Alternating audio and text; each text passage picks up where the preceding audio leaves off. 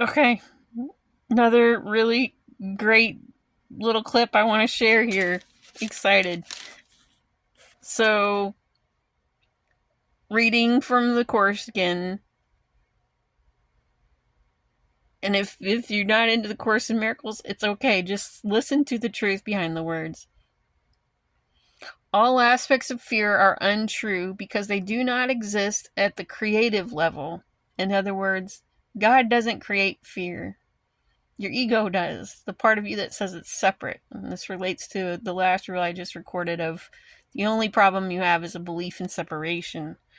Okay, so it doesn't, so and therefore does not exist at all. To whatever extent, here comes the cool part. To whatever extent you are willing to submit your beliefs to this test, to that extent are your perceptions corrected. So if you're perceiving that there's something to be afraid of, and you step out in fear, and you're willing to test that, then that test that belief, then you have the opportunity to overcome that fear.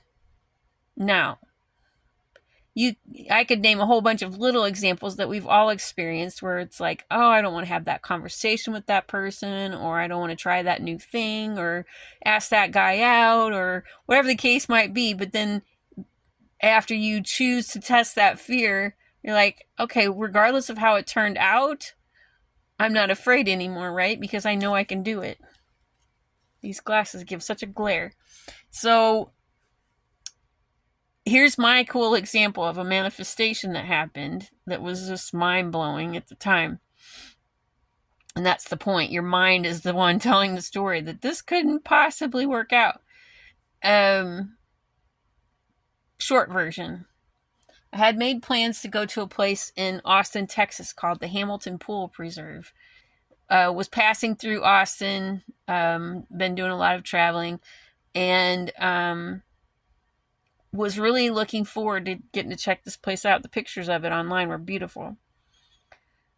I get on the last road that I meant to access this place, and I start seeing signs, no travel trailers on this road, and I'm like, what?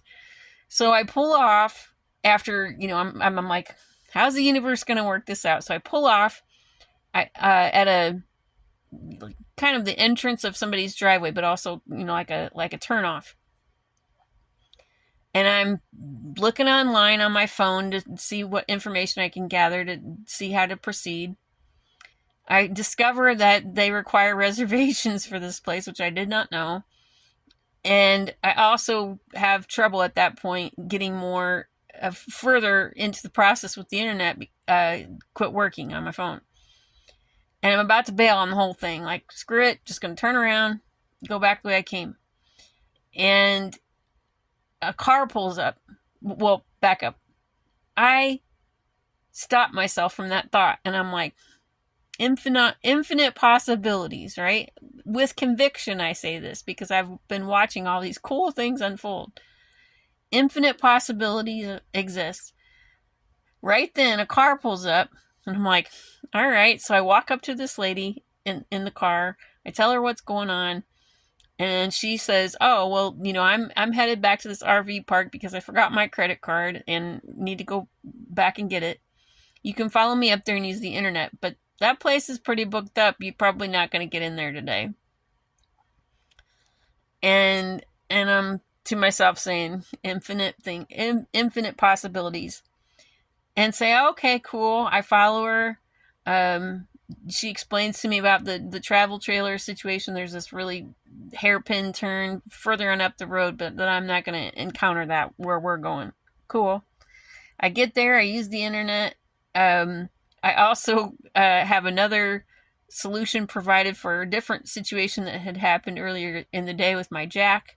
Somebody is able to help correct that for me. And while they're correcting it, I ask them again about this place. Is there anybody going? Maybe we can share a ride, Nope, he says. And you're probably going to have a hard time getting in there. Infinite possibilities.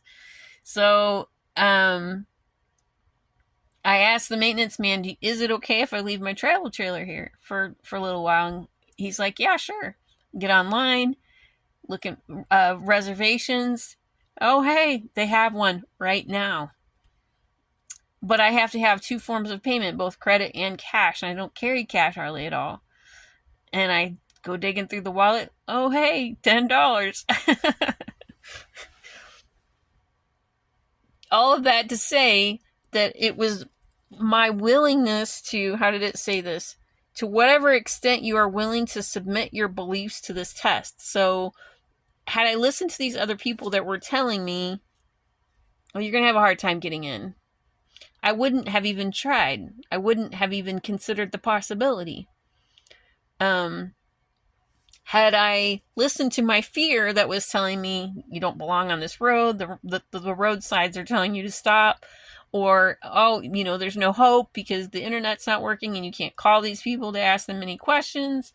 Oh, it requires a reservation. It's too late. Oh, you don't have the cash. Oh, you don't have the internet. Like all of these things that could have been obstacles that I just kept going. Infinite possibilities. And so with the level of conviction, so that part matters, right?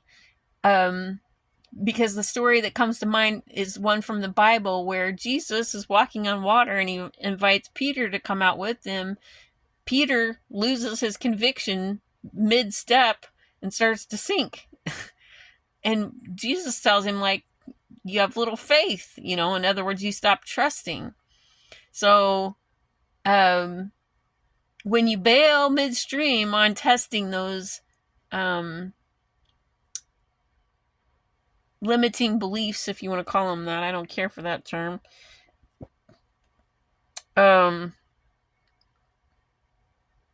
then you're not going to get to see the fruit of it.